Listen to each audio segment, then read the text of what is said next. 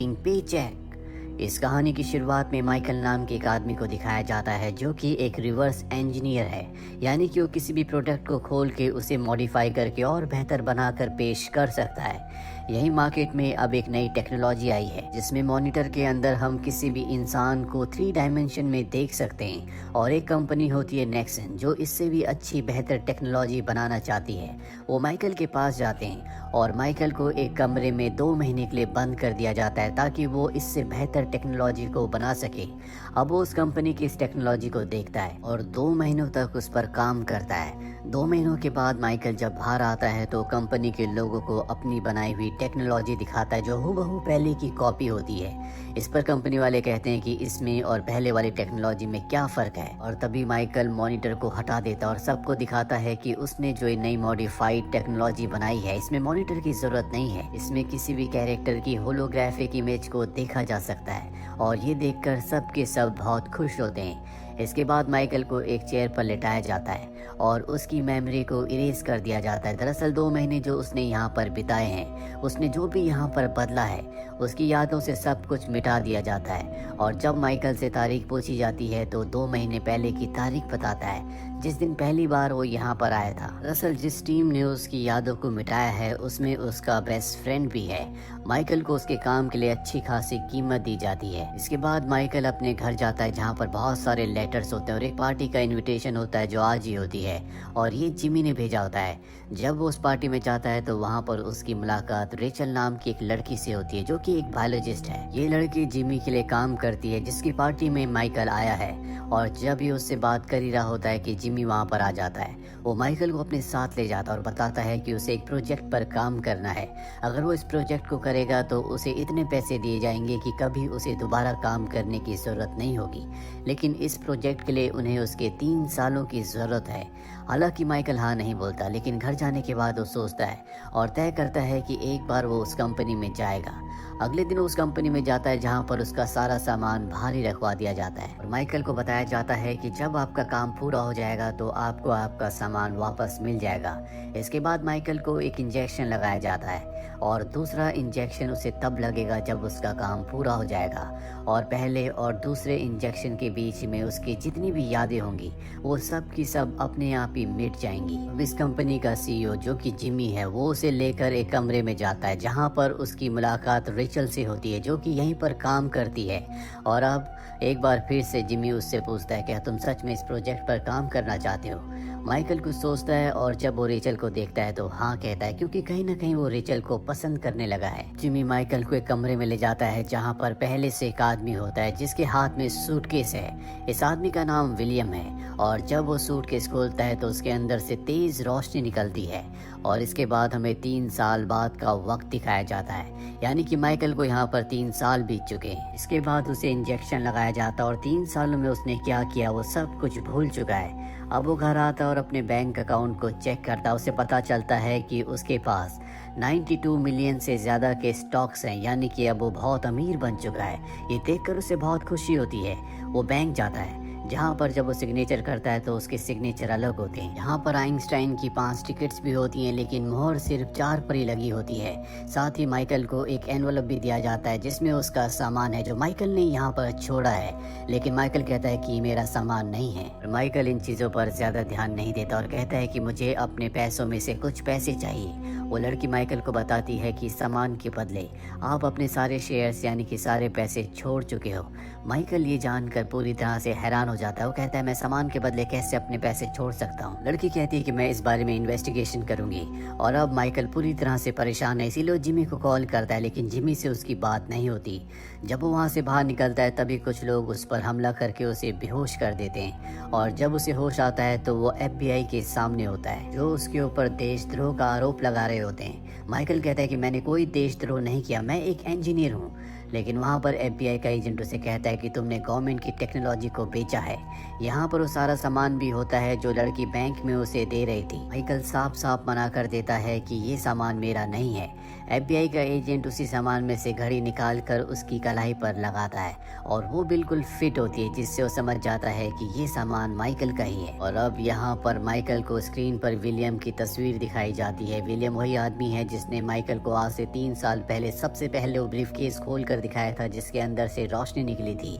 ये माइकल को बताते हैं कि पहले ये FBI के लिए काम करता था, लेकिन इसका एक प्रोजेक्ट कैंसिल हो गया, जिसके बाद इसने खुफिया जानकारी जो कि सरकारी थी वो चुराई और उसने जिमी को भेज दिया। विलियम से हम पूछताछ नहीं कर सकते क्योंकि उसकी अब मृत्यु हो चुकी है और यहाँ पर खरीद बेच के जितने भी डॉक्यूमेंट्स हैं उन सब पर तुम्हारे सिग्नेचर हैं। वो उसे उसके सिग्नेचर्स पे दिखाते हैं और अब FBI उससे पूछते हैं कि हमें सब कुछ सच बताओ।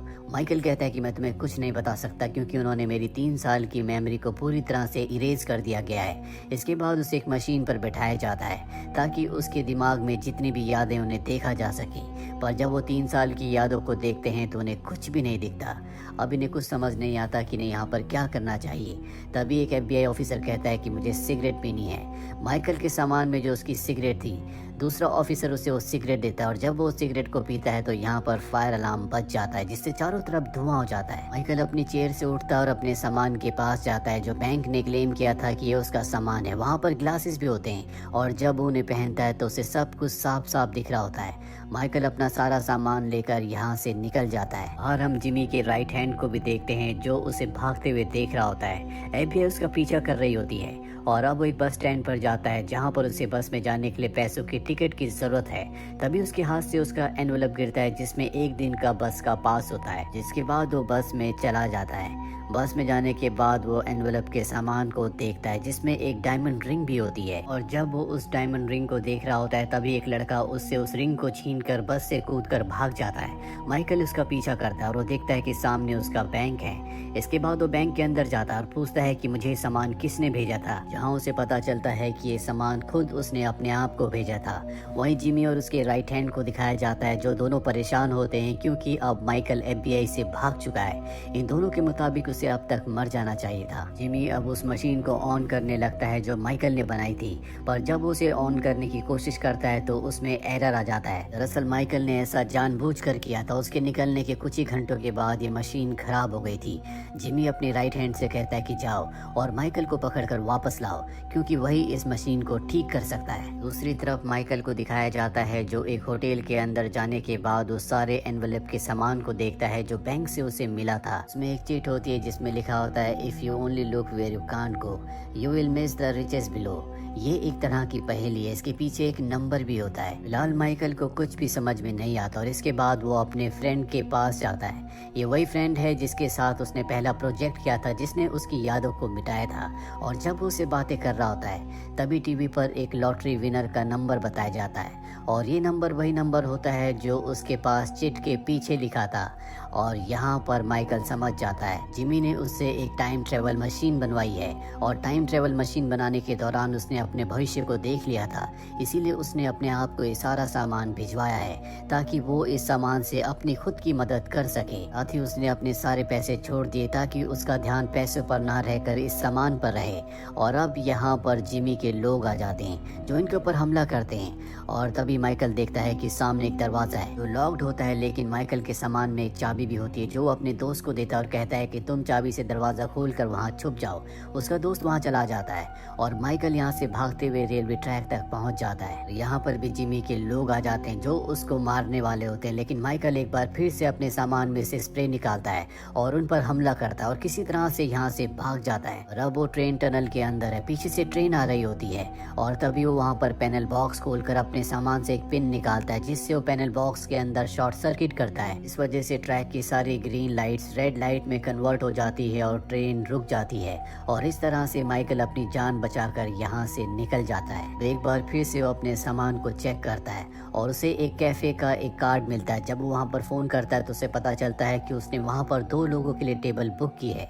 वहीं हमें रेचल को दिखाया जाता है जिसके पास जिमी आता है और वो उसे बताता है कि माइकल तुम्हें छोड़कर जा चुका है, जिससे रेचल को बहुत दुख होता है। इसके बाद रेचल अपने काम पर चली जाती है।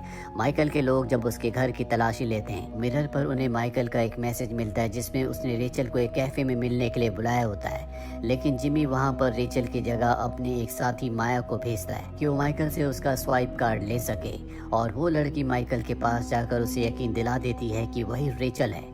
माइकल उसे अपना स्वाइप कार्ड दे देता है और जब वो उसे गुड बाय कहने के लिए उसके करीब आती है तो माइकल देखता है कि उसने अपनी आंखों में लेंसेज लगा रखे हैं। इसके बाद उसे शक होता है और वो उससे पूछता है कि मेरी फेवरेट बेसबॉल टीम का नाम क्या है। जो नाम वो लड़की जो कि रेचल का रूप धारण करके यहाँ पर आई होती है नहीं बता पाती, वो गन पॉइंट कर देती है, पर तभी पीछे से असली रेचल आ जाती है जो उसके ऊपर हमला करती है। इसके बाद माइकल और रेचल यहाँ से निकल जाते हैं। माइकल के सामान में BMW कार की एक चाबी भी होती है।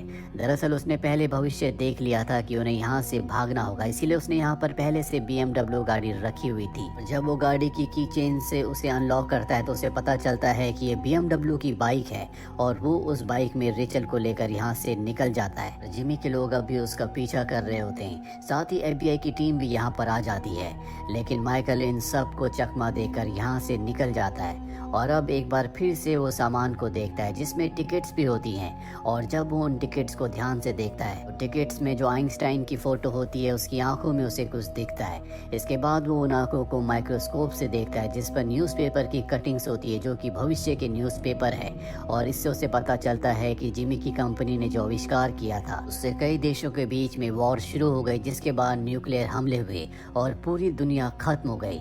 और अब माइकल को एहसास होता है कि उसने कितनी बड़ी गलती की। वो किसी भी कीमत पर उस टाइम मशीन को पूरी तरह से नष्ट करना चाहता है। FBI को भी यहाँ पता चल चुका होता है कि माइकल ने उस टाइम मशीन को बना लिया है।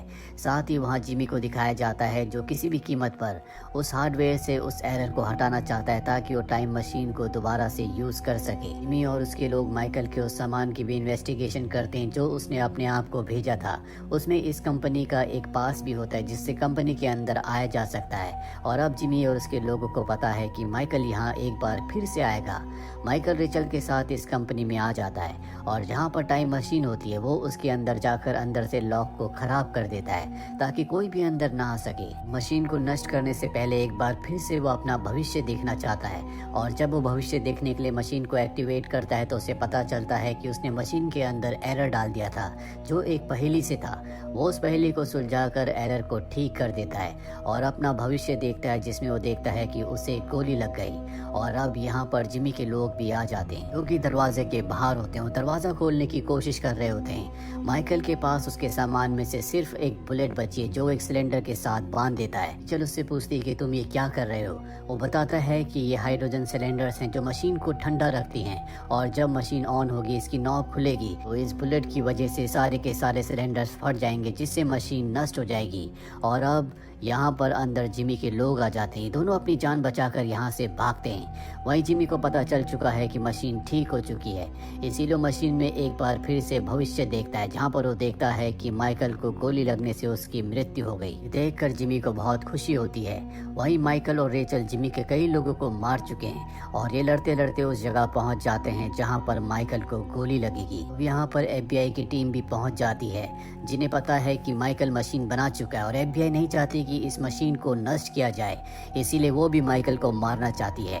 और इससे पहले कि जिमी और FBI दोनों उसकी तरफ गोली चलाते, माइकल के हाथ में जो वॉच होती है जो उसी एनवलप में से निकली थी जो सामान उसने अपने आप को भेजा था उसमें गो लिखा हुआ आता है। और जैसे ही वहाँ से हटता है तो FBI एजेंट की गोली उसकी तरफ आ रही होती है।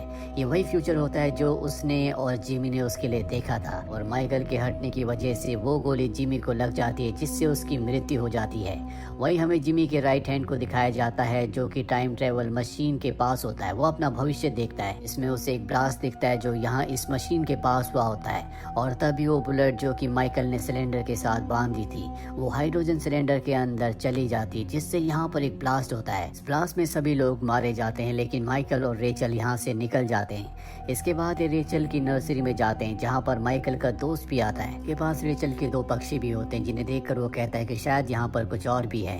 माइकल का दोस्त कहता है कि सारा सामान खत्म हो चुका है और तभी माइकल को उस पीस ऑफ पेपर की याद आती है जो एनवलप के अंदर निकला था जिस पर एक पहेली लिखी थी, if you only look where you can't go you will miss the riches below, यानी कि अगर तुम वही देखोगे जहाँ तुम नहीं जा सकते तो तुम खजाने को खो दोगे।